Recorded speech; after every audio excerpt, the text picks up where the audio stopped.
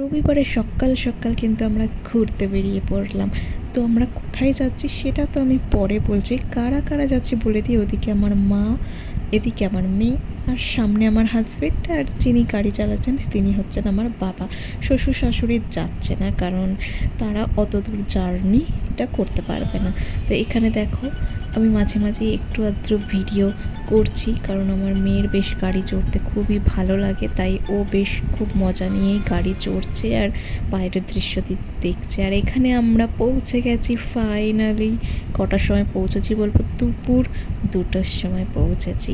আর কোথায় পৌঁছেছি সেটা হচ্ছে আমার মামার বাড়ি। আমার মেয়ের কত সৌভাগ্য, ভাবো যে সে তার মায়ের মামার বাড়ি ঘুরতে গেছে।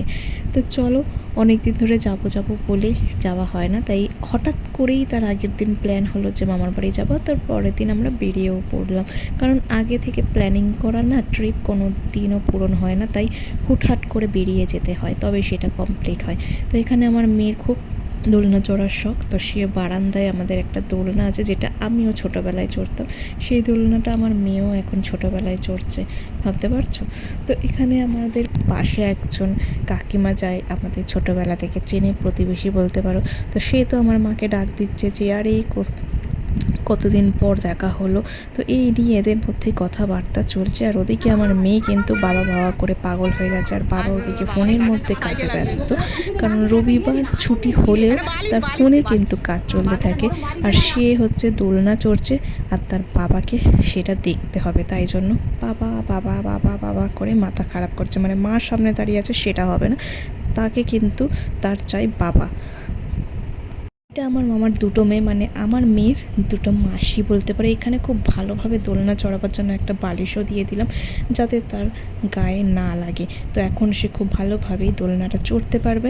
আর দোলনা চড়ার পর তো আবার সেই একই বুলি স্টার্ট হয়ে গেছে, বাবা বাবা বাবা। বাবা এদিকে কাজে ব্যস্ত, আর মেয়ে এদিকে বাবা বাবা বলে ডাকতে শুরু করে দিয়েছে।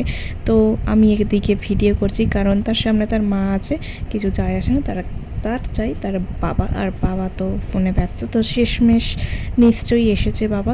তো চলো, এখন তো বিকেল হয়ে গেছে, এবার হচ্ছে 7টার দিক করে আমরা বেরিয়ে পড়েছি বাড়ির উদ্দেশ্যে। জানি না যেতে যেতে কতক্ষণ লাগবে। ওদিকে আমি বাড়িতে বলে দিয়েছি আমার মেয়ের জন্য খাবার করতে, তো খাবার করা হয়ে যাবে। তো চলো, আমরা কিন্তু রাত 9টার দিকে পৌঁছেছি। চলো।